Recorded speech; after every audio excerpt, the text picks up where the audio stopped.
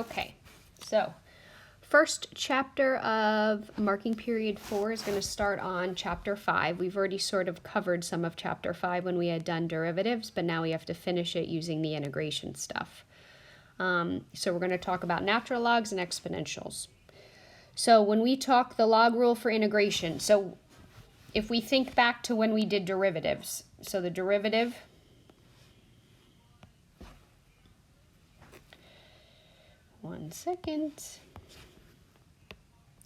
So the derivative of ln of x was 1 over x times whatever the derivative of what was in the denominator. So now we're sort of reversing it a little bit. So the integral of 1 over x is the natural log of absolute value of x plus c. Keep in mind u substitution is used often in this. That's integration by substitution. So if you do not just have a plain x in the denominator, you will have to use u sub for this. But this is the only formula. This is just an alternative form of it. But realize that you are going to be using u sub if there is more than x in the denominator. All right. So the first one, we start very basic. So step 1, you want to get rid of this 2. So we're going to bump the 2 out. So we have 2, and then we have the integral of 1 over x dx. So that is what the property says. So the integral of 1 over x dx is equal to the natural log absolute value of x. So we have 2 ln absolute value of x. And then don't forget, we're back to the plus c. For b, you do not just have an x there. So this is where your u sub comes in. So u is the denominator. Du would then be the derivative of 4x minus 1, which is 4 dx. The 4 has to move because you don't have the 4 in the question, so that's got to move to the other side.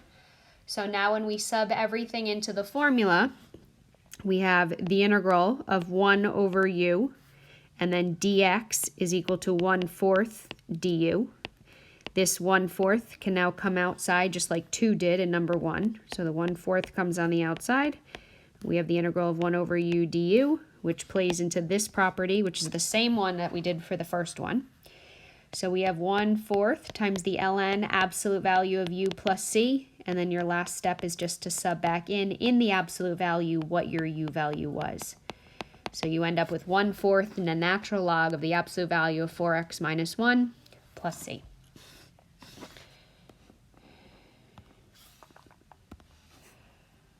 All right, for 3 and 4. So you have more than just your x in the denominator, so u sub. The nice part is you're always going to start with the denominator for these guys. So you get u equals x cubed plus x. So the derivative of that would be 3x squared plus 1 dx. The nice part about that is that's right here. So something that looks very complicated actually just becomes 1 over u du when you sub in your u and your du value. The integral of 1 over u du is the ln of the absolute value of u plus c, and then just don't forget to sub back in what your u value is. All right, for d, we have a trig function. Again, start with the denominator as your u value. See if that works. So u is the tangent of x. So du is secant squared x dx. That's the derivative of tangent. Again, nice part is that's what our numerator is. And we end up with the integral of 1 over u du, which is the ln absolute value of u plus c. And then just don't, again, forget to sub back in your u value and make sure you have a plus c on your final answer. All right, continuing along. U is our denominator. X squared plus 2x.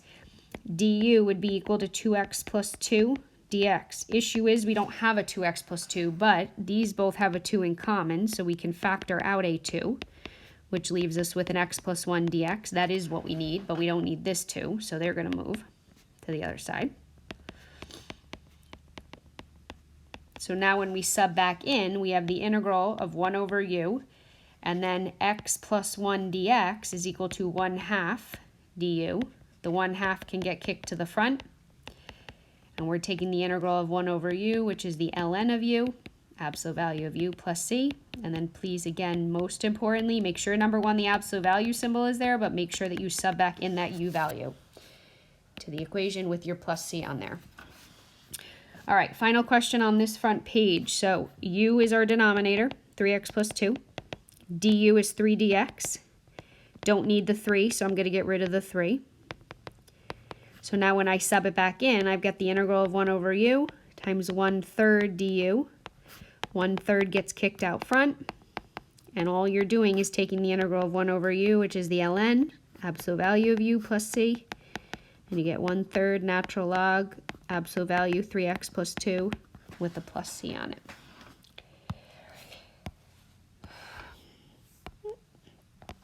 All right, now keep in mind, when we ask for area, area is the same type of question that an integration question is.